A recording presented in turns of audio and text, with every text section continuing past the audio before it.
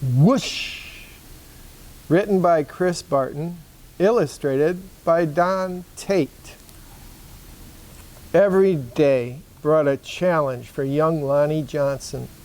The challenge of finding space for his stuff. 6 Johnson kids were squeezed into their parents' small house in Mobile, Alabama. Lonnie would have loved a workshop of his own, but there just wasn't room.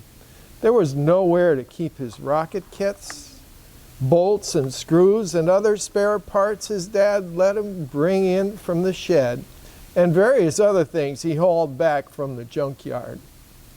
Lonnie loved building and creating. Ideas for inventions just kept flowing. He learned how to make rockets from scratch.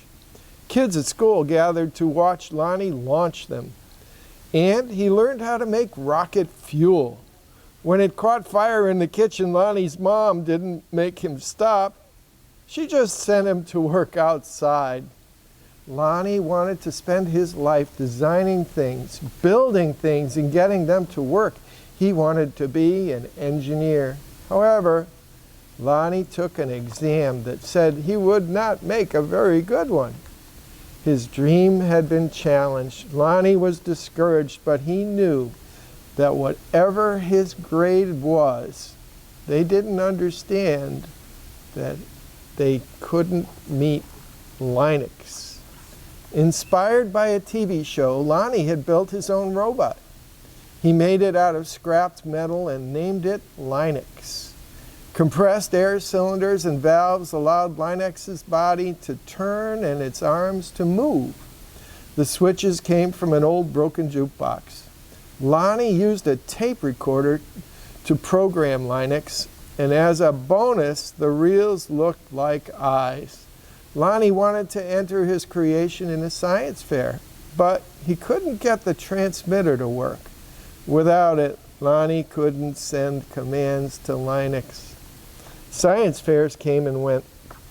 Lonnie missed one and then another until he got an idea. Now, Lonnie may or may not have asked before he borrowed his little sister's walkie-talkie, but it fixed the transmission issue. His school's team took freshly finished Linux to a 1968 science fair at the University of Alabama, where only 5 years earlier African-American students hadn't been allowed. Having to compete in a place that still wasn't very welcoming, now that was a challenge with a capital C.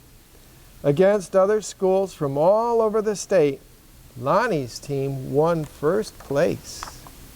Soon Lonnie went home to go to college at Tuskegee Institute, where he stood out as a self-confident, insightful, creative thinker. He stood out as a student who asked the right questions, precisely defined problems, and formulated solutions. And he stood out as the guy who built his own booming sound system out of cast-off electronics. It even had lights that flashed in sync with the beat. Lonnie sometimes studied right in the middle of his own parties. The extra studying paid off. He became an engineer after graduating, and that took him well beyond Alabama, way beyond. When NASA was sending an orbiter probe called Galileo into Jupiter, the space agency needed to ensure a constant supply of power to the orbiter's computer memory. The engineer who had to figure out how to do that was Lonnie.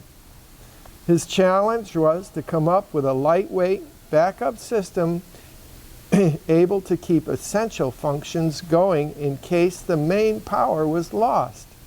It wasn't easy, it wasn't obvious, but Lonnie found a solution. Some of NASA's Jet Propulsion Laboratory doubted his idea would work. Lonnie convinced them that it would. He was right. As it photographed Jupiter and its moons, Galileo was supported by the power package that Lonnie designed. Much of what we know about Jupiter could have been at risk if a power failure came. Lonnie's ideas for other problems to solve just kept flowing. They flowed whether Lonnie was working with hundreds of people at NASA or up late tinkering with his own inventions in, finally, his own workshop.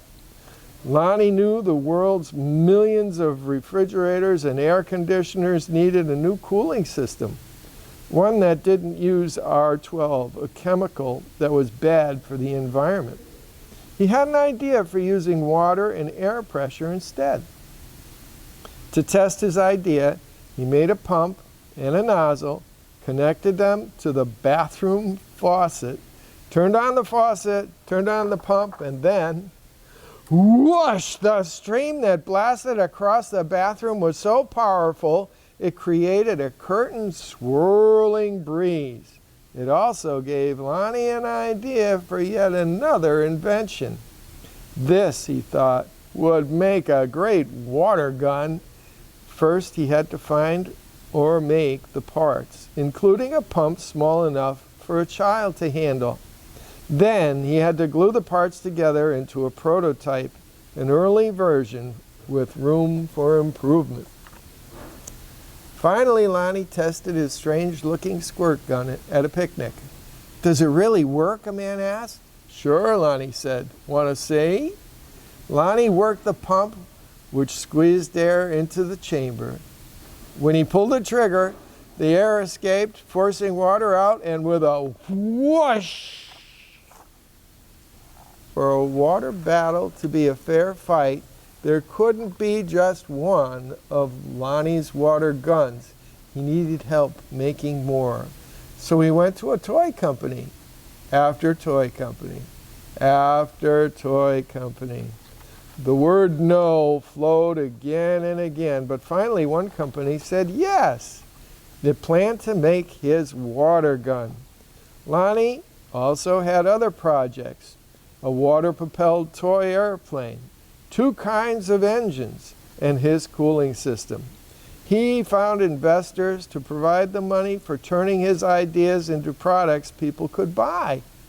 He made a leap of faith, quit his day job, and devoted himself full-time to inventing. But soon, each plan fell apart, even the one for the water gun. These things sometimes happen. And when they happen one after another, the same person, well, that's some pretty bad luck. Lonnie didn't have a job. He didn't have the money he'd been counting on. He and his family had to move out of their home and into a little apartment. He was angry and scared. But Lonnie had dealt with challenges all his life.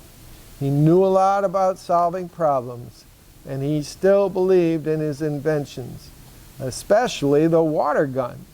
Lonnie went looking for another toy company. In 1989, he found a toy maker who was interested in seeing his water gun. If Lonnie ever happened to be in Philadelphia. "But don't make a special trip," the guy said. Lonnie made a special trip. In his wife's suitcase, he carried a new prototype. He unpacked it, filled the tank with water, pumped the gun until the air pressure was good and high, and whoosh! Wow!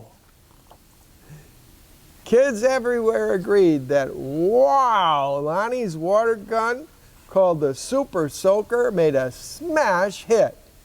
In no time, there were Super Soakers in backyards and on beaches and parks and on playgrounds. Each sale, a Super Soaker put a little money into Lonnie's pocket.